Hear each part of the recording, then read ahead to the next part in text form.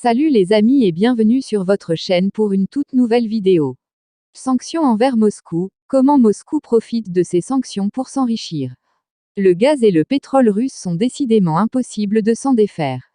En effet, les Européens ont annoncé au monde entier avec tambour battant qu'ils étaient capables de se passer du gaz et du pétrole russe. Cependant, la réalité de la situation les ramène un peu plus chaque jour sur Terre.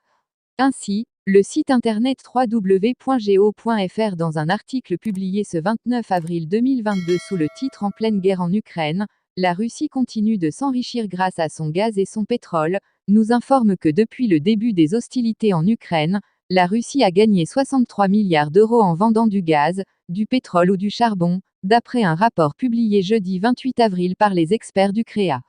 Par ailleurs, selon le CREA cité par le média qui rapporte l'information, 44 des 63 milliards d'euros ont été versés par les pays de l'Union européenne. Ces 44 milliards payés en 2 mois constituent à peu près le double de la somme versée l'an dernier à la même époque.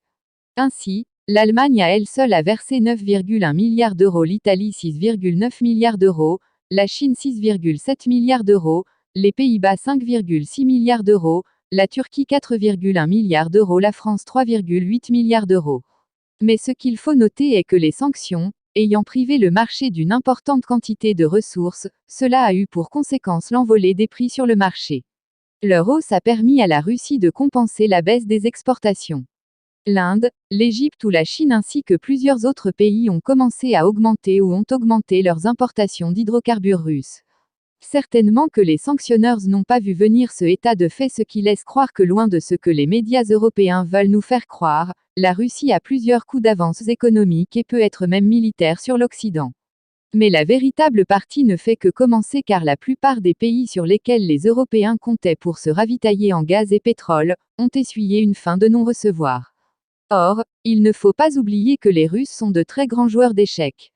Ils sont donc en train de mettre en pratique ce jeu en grandeur nature face à l'Occident. Merci de nous avoir suivis. Si vous avez aimé la vidéo, faites-le nous savoir avec un like. Et surtout n'oubliez pas de vous abonner et de sonner la cloche de notification pour ne rater aucune de nos vidéos. Laissez-nous vos points de vue et suggestions en commentaire. Et n'oubliez pas de partager pour informer encore plus de monde. À plus.